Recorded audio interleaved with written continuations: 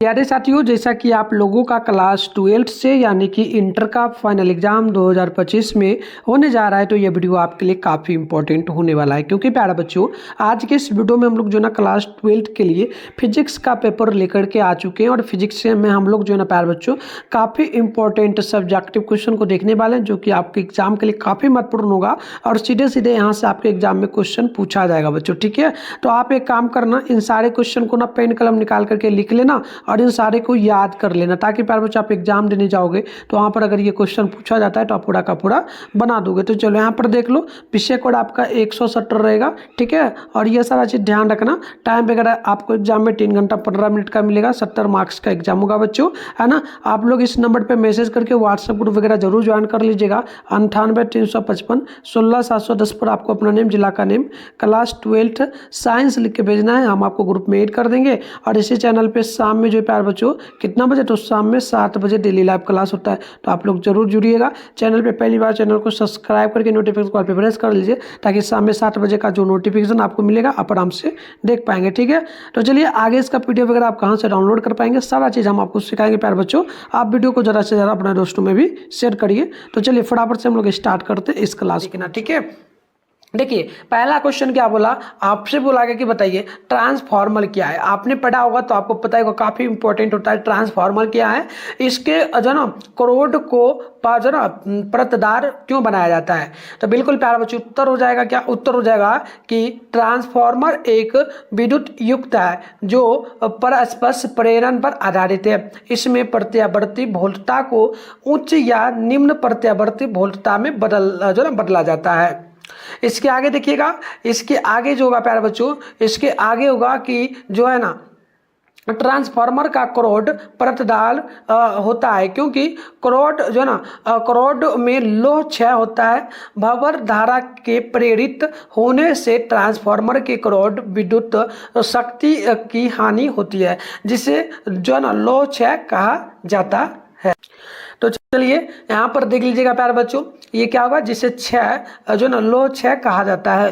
क्रोध को प्रदान होने से लोह क्षय का जो है ना मान कम जाता है, इसीलिए जो है ना क्रोध प्रदान होता है। तो आप डायग्राम वगैरह भी यहाँ पर देख सकते हो, इस प्रकार से ट्रांसफार्मर का होगा।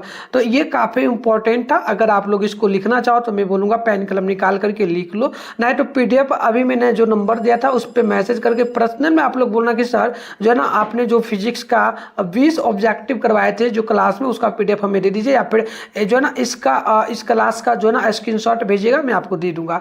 चलिए बढ़ेंगे आगे 2 नंबर क्वेश्चन की ओर। 2 नंबर क्वेश्चन आप लोगों से बोला गया, फोटोन तथा इलेक्ट्रॉन की डी वोगरी रंगदैल के समान किसकी ऊर्जा अधिक होगी, समझाइए। तो बिल्कुल यहाँ पर देखिएगा उत्तर होगा डी ब्रोगली तरंगदैर्घ्य। इसमें पाई बराबर देख सकते हो अल्फा बीटा गामा, है ना, डेल्टा डेल्टा बराबर देख सकते हो आपका जो है ना ये एच वटे हो जाएगा root under V M E, है ना। अब इसी को क्या होगा, इसी को फिर हम लोग किस में चेंज करेंगे, इसी को हम लोग इस पर सिर्फ पावर लगा देंगे।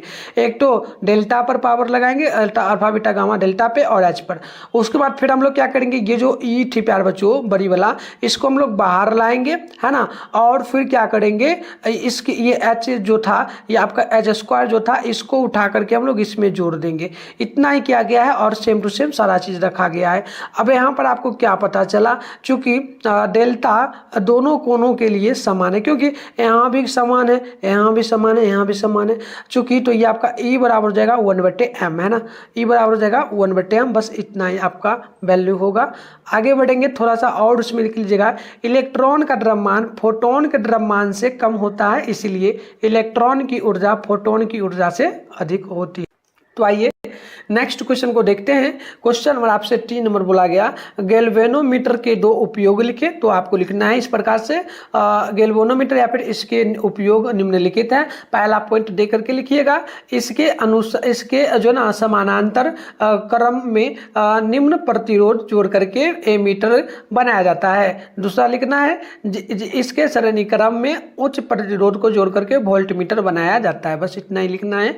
आगे नेक्स्ट क्वेश्चन हमारा हो जाता है, नेक्स्ट क्वेश्चन हमारा हो जाता है 4 नंबर, कूलाम के नियम की सीमाएं क्या है। तो देखिए कूलाम के नियम की निम्नलिखित सीमाएं हो सकती है, पॉइंट वाइज लिखना है। पहला में देख करके लिखना है, यह नियम मूलतः विरामावस्था में बिंदु आवेश के लिए सत्य है। उसके बाद दूसरा में लिखना है, यह नियम कम तथा अधिक दूरियों के लिए है, सही है, परंतु 10 पर पावर 15 10 पर पावर -15 मीटर कम दूरी पर जो नाभिकीय बल प्रभावी हो जाती है।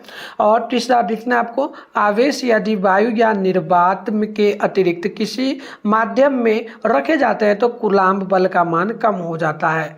आगे हम लोग बढ़ेंगे तो 5 नंबर क्वेश्चन होगा कि बताना है आपको एम्पियर के परिपथ्य नियम को लिखें। तो उत्तर होगा एम्पियर के परिपथ्य नियम। इस नियम के अनुसार किसी बंध के चारों ओर चुंबकीय क्षेत्र का समाकलन पथ कुल धारा तथा जो ना निरपेक्ष पारगम्यता म्यू बराबर, इस प्रकार से म्यू बराबर 0 के गुणनफल के बराबर होता है। बस इतना ही आपको लिखना है। थोड़ा सा फॉर्मूला भी लिख सकते हो, है ना, यहाँ पर थीटा बराबर लिख सकते हो, बी पर जो है ना लैक्रिंग इंटू जो है ना डी एल पर लैक्रिंग होगा और बराबर में म्यू 0 एल हो जाएगा। इस प्रकार से आप लिख सकते हो। आगे बढ़ेंगे। अब आपका क्वेश्चन जो है ना काफी इंपॉर्टेंट होता है ना। क्वेश्चन क्या बोला आप लोगों से 9 नंबर, एन टाइप एवं पी टाइप अर्धचालक में अंतर लिखना है। तो बिल्कुल चलिए इसका उत्तर देख लीजिए, काफी इंपॉर्टेंट आपके एग्जाम की दृष्टि से होगा प्यारे बच्चों। सीधे बोर्ड एग्जाम में आपको इस प्रकार से बना लेना, लिख देना है एन टाइप और पी टाइप। जैसे यहाँ पर बनाया गया 2 पॉइंट आपको बना लेना है। अब एन टाइप में आपको पहला लिखना है, ये पहला होगा, ये पहला लिखना हम भूल गए थे, ये भी पहला होगा।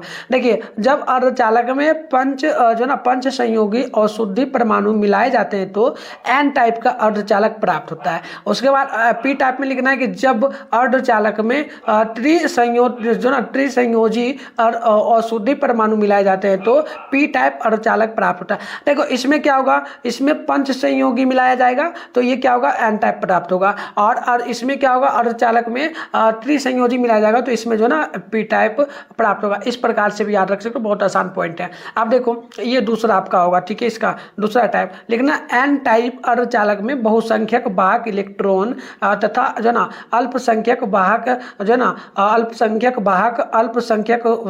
होल्स होते हैं। उसी प्रकार से पी टाइप में अर्धचालक में बहुसंख्यक वाहक होल तथा जो ना अल्पसंख्यक वाहक इलेक्ट्रॉन होते हैं। बस दोनों में पॉइंट क्या याद रखना है, इसमें होगा इलेक्ट्रॉन अल्पसंख्यक जो होगा ये मिलकर के आपका वाहक होल्स बनेगा, और इसमें क्या होगा, इसमें होल और अल्पसंख्यक मिलकर के इलेक्ट्रॉन बनेगा। बस इतना आपको याद रखना है। तो इसका आप लिख लेना, वीडियो में यहाँ पर दिखा दो, रोक करके लिखने का मानो तो लिख लेना, है ना।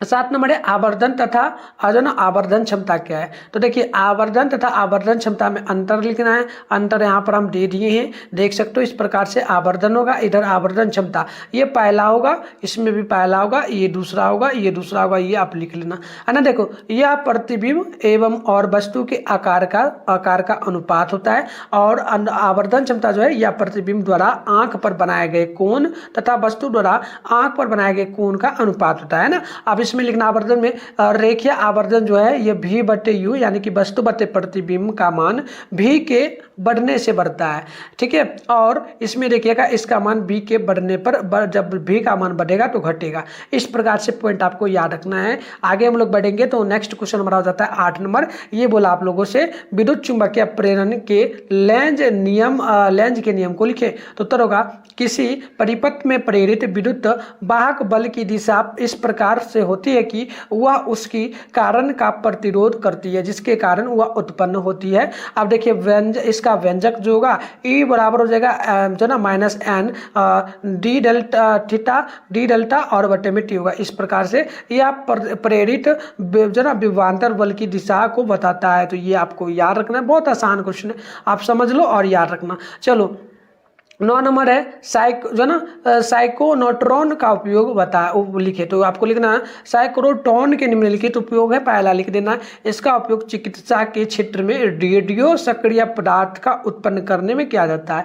यानी कि चिकित्सा का मतलब क्या होगा कि जो भी आप जानते हो ना प्यारे बच्चों, डॉक्टर वगैरह जो चिकित्सक होते हैं, चिकित्सक कहा जाता है ना डॉक्टर को, तो वो लोग क्या करते हैं रेडियो वगैरह का, यानी कि जो रेडियो वगैरह से पदार्थ जिनसे रेडियो यानी कि सॉन्ग वगैरह से सुनने से जो कान वगैरह खराब होता है तो उन सभी का पता लगाने के लिए इसका उपयोग किया जाता है जो ना साइक्लोट्रॉन का। चलिए आगे बढ़ेंगे तो दूसरा पॉइंट में आपको लिखना है इसका उपयोग आयन को जोड़कर ठोस गुणवत्ता बढ़ाने में किया जाता है। तीसरा लिखना है इसका उपयोग धनावेशित कण को त्वरित कर ऊर्जा प्राप्त करने के लिए होता है, जिसका उपयोग नाभिकीय रिएक्टर में भी होता है। आगे हम लोग बात करेंगे क्वेश्चन नंबर 10 की। तो क्रांतिक कोण क्या है? पूर्ण आंतरिक परिवर्तन के दो शर्त को लिखे तो आपको लिखना है क्रांतिक कोण। क्रांतिक कोण सघन माध्यम का में वह आपतन कोण है जिसके संगत विलर माध्यम में अपवर्तन 90 डिग्री होता है ना। तो देखिए पूर्ण आंतरिक कोण के लिए शर्त होगा तो ये डायग्राम वगैरह आप लोग ध्यान रखना है ना, नहीं भी ध्यान रखोगे तो चलेगा। चलो यहाँ पर आपको पूर्ण आंतरिक कोण के लिए जो है ना यहाँ पर लिखना आपको है पूर्ण आंतरिक परावर्तन की शर्त क्या होगा? जब प्रकाश की किरण सघन माध्यम में संचारित होती है और होती हुई सघन से विरल माध्यम में के संपर्क के पृष्ठ पर इस प्रकार आपतित होती है कि आपतन कोण का मान जो है ना क्रांतिक कोण से बड़ा तथा हो तो संपूर्ण प्रकाश आपस सघन माध्यम में परिवर्तित हो जाता है। यह घटना पूर्ण आंतरिक परावर्तन कहलाता है। अब पॉइंट वाइज भी लिख सकते हो, आपतन कोण का मान क्रांतिक कोण से बड़ा होना चाहिए, है ना। आपतन कोण का मान क्रांतिक कोण से बड़ा होगा, यानी इसका मान बड़ा होना चाहिए, ये भी आप लोग याद रखिए। और दूसरा, प्रकाश की किरण को सघन माध्यम से विरल माध्यम में जाना चाहिए। आगे बढ़ेंगे नेक्स्ट क्वेश्चन की ओर। तो नेक्स्ट क्वेश्चन हमारा होता है 11 नंबर। न्यूनतम धारिता पाने के लिए दिए गए संधारित्र को किस प्रकार जोड़ें और क्यों? तो बिल्कुल इसका उत्तर देख लीजिए, होगा न्यूनतम धारिता के लिए सभी संधारित्र का संयोजन श्रेणी क्रम में किया जाएगा। ईजी यानी कि एक्सरसाइज 2 संधारित्रों यानी कि C1 एवं C2 के लिए श्रेणी क्रम में तुल्य धारिता C का संबंध यहाँ पर देख सकते हो 1/C जो है ना EQ बराबर में आपका हो जाएगा 1/C1 प्लस में 1/C2। और चूंकि इसी को हम लोग 1 यहाँ पर इसका वैल्यू कुछ मतलब नहीं है, हटा भी सकते हैं। तो यहाँ पर आपका ये 1 को क्या करना, हटाना नहीं है, इसको भाग में ले जाकर करना है। तो ये C/E/D आपका जो है ना EQ होगा, तो ये C1 गुना C2 और बटे में 1 प्लस C2 हो जाएगा, इस प्रकार से होगा। अब थोड़ा सा और इसी में समझना है, C का मान C1 तथा C2 में न्यूनतम से भी छोटा होता है। इसी कारण से श्रेणी क्रम में संधारित्र कम होती है। एक ही आवेश श्रेणी क्रम में सभी संधारित्र पर होता है, पर विभव पतन का योग बढ़ जाता है। तो इस प्रकार से इस क्वेश्चन का उत्तर है। आप इसको लिखना चाहो तो लिख लो, स्क्रीनशॉट लेना हो तो ले लो। आगे बढ़ेंगे, होता है आपका 2 नंबर क्वेश्चन। 12 नंबर की 2 विद्युत बल रेखाएं क्यों एक दूसरे को काट नहीं सकती है? क्या 2 विभव सतह काट सकते हैं? तो बिल्कुल यहाँ पर आप उत्तर इसका देखेंगे तो होगा कि इसमें होगा कि विद्युत क्षेत्र रेखा के किसी बिंदु पर स्पर्श की 2 दिशा में विद्युत क्षेत्र की तीव्रता जो ना सदिश E/D रैकलिंग की दिशा होती है। मतलब इधर से दिशा पास करेगी, इधर से पास करेगी। यदि दो क्षेत्र रेखाएं काटती चली जाती, जैसे कि काटती चली गई, तो कटान बिंदु पर E/D पावर की दिशा निर्धारित होगी, यानी कि आप P जो है इससे दिशा का निर्धारण होगा, है ना। यह संभव नहीं है। आगे बढ़ेंगे तो विद्युत समविभवी तल पर विद्युत क्षेत्र की तीव्रता E/D पर रैकलिंग लंबवत होती है। यदि 2 समविभवी तल विच्छेदी होंगे तो एक ही बिंदु पर E/D पर पावर रैकलिंग की दिशाएं होंगे, जो संभव नहीं है। तो इसका उत्तर आप स्क्रीनशॉट लेना चाहो तो ले लीजिए। आगे बढ़ेंगे तो नेक्स्ट क्वेश्चन हो जाता है हमारा 13 नंबर। शंट क्या है, इसके 2 उपयोग को लिखे। तो देखिए शंट एक निम्न प्रतिरोध है जो गैल्वेनोमीटर से पासबद्ध किया जाता है, या एक सुरक्षा युक्त भी है। अब शंट के 2 उपयोग लिख सकते हो। पहला लिख सकते हो अधिक धारा के खतरे से गैल्वेनोमीटर की सुरक्षा होती है, और दूसरा लिख सकते हो एमीटर, जो कि गैल्वेनोमीटर का जो ना प्रास बढ़ाना। आगे बढ़ेंगे तो हो जाता है हमारा 14 नंबर क्वेश्चन। क्यूरी का नियम क्या है? तो क्यूरी नियम देखिए, अनुचुंबकीय पदार्थ के चुंबकीय प्रवृत्ति के पदार्थ का नरम तापटी के लिए व्युत्क्रमानुपाती होती है, यानी आपका के जो ना समानुपाती 1/T, इसे क्यूरी का नियम कहते हैं। अब देखिए लो चुंबकीय पदार्थ के लिए एक निश्चित ताप के ऊपर, जिसे क्यूरी बिंदु कहते हैं, के का मान एकाएक कम हो जाता है और पदार्थ लो चुंबकीय से अनुचुंबकीय में बदल जाता है। देखो आप लोग कह रहे हो कि इंग्लिश मीडियम वाले के लिए, तो इंग्लिश मीडियम के लिए इसका पीडीएफ में प्रोवाइड कर दूंगा। मैंने नंबर जो दिया उस पर आप लोग जो ना मैसेज करके बोलना, मैं आपको दे दूंगा। इसके अलावा आगे भी हम आपको व्हाट्सएप ग्रुप, टेलीग्राम ग्रुप का लिंक बताएंगे कहाँ से ज्वाइन करना, वहाँ पर भी जाकर के ले सकते हो आप लोग, है ना। दोनों मीडियम में मिल जाएगा इसका पीडीएफ। देखिए 15 नंबर है कि विद्युत या नेटवर्क के लिए की जो ना किरचॉफ के दोनों नियम को लिखे, तो उत्तर होगा प्रथम नियम, एक किसी बिंदु पर मिलने वाली सभी धाराओं का बीजगणितीय योग शून्य होता है। यह नियम विद्युत आवेश के संरक्षण नियम पर आधारित होता है। आगे हो दूसरा इसी में लिख सकते हो, इस नियम को किरचॉफ जो ना किरचॉफ विद्युत नियम कहते हैं। आई ई टू डी आई बराबर आपका हो जाएगा इस प्रकार से आई बराबर 0। अब दूसरा जो नियम होगा, दूसरा नियम के अकॉर्डिंग आपको देख लीजिए, दूसरा नियम होगा किसी बंद परिपथ में प्रत्येक जो ना प्रतिरोध और उसमें प्रवाहित धारा के गुणनफल का बीज गणितीय योग परिपथ में लगे ईएमएफ में बीज गणितीय योग के बराबर है होता है। यह नियम ऊर्जा संरक्षण के नियम पर आधारित है। इस नियम को जो ना किरचॉफ लूप नियम कहते हैं।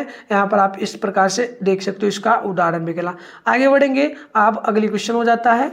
अगली क्वेश्चन यहाँ पर होता है प्यारे बच्चों 16 नंबर क्या बोला, कार्बन कलर कोड क्या है ना। तो देखिए प्रतिरोधकों का प्रतिरोध ऊपर बने रंगीन पट्टियों द्वारा सूचित करने वाले कोड को ही कार्बन कलर कोड कहते हैं। इसमें 4 पट्टियां रहती हैं जो क्रमशः एक दहाई, इकाई, इसके घात एवं अशुद्धि का परास सूचित करते हैं।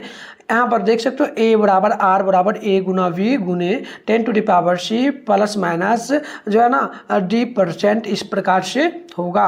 आगे बढ़ेंगे, 4 कोड है देख सकते हो, जो कोड का नाम है दहाई, ये आपका दहाई कोड होगा, ये इकाई कोड होगा और ये आपका घात हो जाएगा और ये आपका अशुद्धि हो जाएगा। तो इस प्रकार से ये चित्र के माध्यम से भी दिया है। आप देखिए सिरे से पहली जो धारियाँ ओम में प्रतिरोध के पहले 2 सार्थक अंकों को निर्देशित करती है, तीसरी धारी जो ना दशमलव को दर्शाती है। तो इस प्रकार से होगा। आगे बढ़ेंगे, इसमें और एक पॉइंट लिखना है, अंतिम धारी प्रतिरोध में प्रतिशत विचलन को दर्शाती है। इसे पता चलता है कि इतने प्रतिशत कम या अधिक हो सकते हैं। बात करेंगे 17 नंबर क्वेश्चन का, तो विद्युत युक्त शक्ति से क्या समझते हैं। इसका व्यावसायिक मात्रा लिखे, तो किसी विद्युत परिपथ में विद्युत धारा करने पर प्रति सेकेंड जो कार्य किया जाता है उसे उस कार्य को हम लोग कहते हैं, कार्य की मात्रा को विद्युत शक्ति कहते हैं। तो देखिए विद्युत शक्ति का जो फॉर्मूला होगा, ये समय बट्टे कार्य होता, मतलब कार्य बट्टे समय होता है। इसको हम लोग कार्य को लिख सकते हैं W और बट्टे में लिख सकते हैं समय को T। तो इस प्रकार से आपका हो जाएगा। चलिए इसी में आपको थोड़ा सा और लिख देना होगा। चलिए इसी में आपको थोड़ा सा और लिखना होगा। यदि 1 एम्पियर की धारा 1 वोल्ट विभवांतर वाले परिपथ में 1 सेकेंड तक प्रवाहित होती है तो परिपथ में शक्ति का मान जो है ना 1 वोल्ट होगा। आप देख सकते हो 1 वाट बराबर आपका जो है ना 1 जूल बट्टे सेकेंड होगा और 1 किलो जो है ना kWh बराबर 3600 गुना 10⁻³ जूल होता है। इसी को हम लोग 1 यूनिट यानी कि कॉमर्शियल भी कहते हैं। तो इस प्रकार से उत्तर होगा। आगे बढ़ेंगे, 18 नंबर है, दृष्टि दोष कौन कौन है, उनके जो है ना उपचार लेंस द्वारा कैसे होगा। तो देखिए दृष्टि दोष एवं उपचार, मानव नेत्र में सामान्यतः निम्नलिखित तो दोष उत्पन्न होते हैं। पहला लिख सकते हो दृष्टि दोष, निकट दृष्टि दोष। इस दोष के चलते दूर स्थित जो है ना वस्तु स्पष्ट दिखाई नहीं पड़ती है, स्पष्ट दिखाई पड़ती यानी कि दूर की वस्तु अनंत से कम दूरी पर रहता है तो अनंत स्थित बिंब का प्रतिबिंब रेटिना से पहले ही बन जाता है।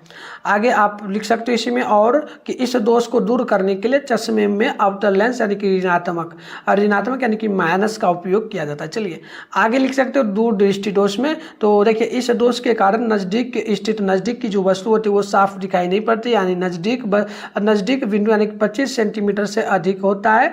आदर्श निकट बिंदु पर स्थित बिंब का प्रतिरोध रेटिना के पीछे बनता है। इस दोष को दूर करने के लिए चश्मे में उत्तल लेंस यानी कि धनात्मक यानी कि प्लस का उपयोग किया जाता है। लेंस वस्तु का प्रतिबिंब नजदीक बिंदु पर बनता है। आगे आप लोग लिखोगे तीसरा पॉइंट में, जरा दृष्टि दोष, इस स्थिति में दूर एवं नजदीक दोनों ही स्थितियों में वस्तु स्पष्ट नहीं दिखाई पड़ती है, यानी दूर अनंत से कम तथा नजदीक बिंदु 25 सेंटीमीटर से बड़ा होता है। यह बुढ़ापे का रोग है। इस अवस्था में जो ना सीरियली मांसपेशियां की पकड़ ढीली पड़ जाते हैं, आंख का समंजन क्षमता घट जाता है। इस दोष को दूर करने के लिए चश्मे में द्विफोकसी लेंस का प्रयोग किया जाता है। बात करेंगे हम लोग अविनुरता का। तो देखिए अविनुरता में होगा इस दोष में आंख के लेंस में के गोलियां प्रकृति में समरूपता नहीं रहती है, जिससे ऑर्थोगोनल डायरेक्शन में लेंस की फोकस दूरी समान नहीं रहती है, अतः आंख को दो लंबवत में स्थित वस्तुओं को स्पष्ट नहीं देख पाता। कॉर्निया की वक्रता असमान हो जाती है। यह दोष डायरेक्शनल होता है, जिसे दूर करने के लिए चश्मे में बेलनाकार लेंस का प्रयोग किया जाता है। तो ये काफ़ी इंपॉर्टेंट क्वेश्चन था, 5 मार्क्स के लिए था। 18 नंबर आप इसका लिख लेना, वीडियो को आराम आराम से रोक करके चलिए। अगली क्वेश्चन है 20 नंबर, देहरी आवृत्ति एवं देहली आवृत्ति चूंकि कालफलन एवं कालफलन की परिभाषा प्रकाश विद्युत प्रभाव के संदर्भ में दे। तो देखिए देहरी आवृत्ति का परिभाषा होगा आपतित विकिरण की न्यूनतम आवृत्ति जिसके नीचे की आवृत्ति के लिए प्रकाशीय इलेक्ट्रॉन का सतह उत्सर्जन नहीं होता है, देहरी की आवृत्ति कहलाती है। अब होगा कार्यफलन, पूछा ना कालफलन, तो देखिए वह न्यूनतम ऊर्जा जो सतह से इलेक्ट्रॉन के उत्पन्न के लिए आवश्यक है उस सतह का कार्यफलन कहलाती है। आगे बढ़ेंगे 20 नंबर क्वेश्चन नंबर आ जाता है एक्स करने के किन्हीं दो गुणों को लिखे। तो एक्स करने के दो गुण पहला लिख सकते हो, ये या 1 डिग्री या 1 जो है ना एम्पियर जो ना या 1 एम्पियर डिग्री कोटि की तरंग दैर्घ्य वाली विद्युत चुंबकीय तरंगे हैं जो विद्युत एवं विद्युत क्षेत्र द्वारा विक्षेपित नहीं की जा सकती। दूसरा लिखिएगा यह मांस को पार कर सकती है पर हड्डी द्वारा अवरोधित हो जाती है, जिस कारण इसका जो ना क्लिनिकली उपयोग होता है। तो इस प्रकार से मात्र इतना ही क्वेश्चन हम लोग किए। अब हम लोग प्यारे बच्चों मिलते हैं नेक्स्ट वीडियो में। इसके लिए सबसे पहले आप लोग अपने फोन में गूगल को ओपन करिए, सर्च बार के आइकन पे क्लिक कर लीजिए। उसके बाद अभी आप इस चैनल पे जो वीडियो देख रहे हो, चैनल का नाम है मिठुन स्टडी सेंटर। तो फटाफट से चैनल का नाम मिठुन स्टडी सेंटर गूगल में आके सर्च करिए, फिर ऊपर करिएगा। फर्स्ट में आपके सामने जो है मिठुन स्टडी सेंटर का ऑफिशियल वेबसाइट मिलेगा, मैं आपको जूम करके दिखा रहा हूँ। इस पर आप लोग क्लिक करेंगे, क्लिक करते इस प्रकार से इंटरफेस ओपन होगा। आराम से स्क्रॉल डाउन करके ऊपर करेंगे। फर्स्ट में देखिए आपके सामने यहाँ पर क्लास 12 का सेशन दिख रहा होगा, इस पर भी क्लिक करके आप लोग डाउनलोड कर सकते हैं। या फिर नीचे बढ़ेंगे बच्चों तो इस प्रकार से आप लोग देखेंगे क्लास 12 का जो है ना सेशन आपको एक और देखने को यहाँ पर जो है बिल्कुल ही मिल जाएगा। नीचे आपको इस प्रकार से बढ़ना है। यहाँ पर देखिएगा आपके सामने जो है क्लास 12 का यहाँ पर जो है ना बच्चों, ठीक है, एक सेकेंड, यहाँ देखिए आपके सामने जो ये क्लास 12 का सेशन मिलेगा। या फर्स्ट में आपका रूटीन जो फाइनल एग्जाम का है वो दिया गया, इस पर मत क्लिक करना, है ना, इस पर भी मत क्लिक करना। और ये मॉडल पेपर है, इस पर भी आप क्लिक मत करना। आप देखो बच्चों यहाँ पर आपको इस प्रकार से रूटीन मिलेगा। किस तरह से मिलेगा मैं आपको दिखा रहा हूँ। 10th के सेशन में जैसे कि दिखा रहा हूँ प्यारे बच्चों, यहाँ पर अपडेट किया जाएगा, बस कुछ ही दिनों में जल्दी हो जाएगा। जैसे देखो यहाँ पर class 10 board exam original question paper download 2025 लिखा हुआ है ना, इसी तरह से यहाँ पर जो है अपडेट हो जाएगा। आप आओगे ना नेक्स्ट क्लास में तो आपको देखने को मिलेगा। कभी आके चेक करना, यहाँ पर मिल जाएगा, मैं बिल्कुल अपडेट कर दूंगा तो आप वहाँ से डाउनलोड कर पाएंगे। मिलते हैं नेक्स्ट वीडियो में, तब तक के लिए बाय बाय बच्चों।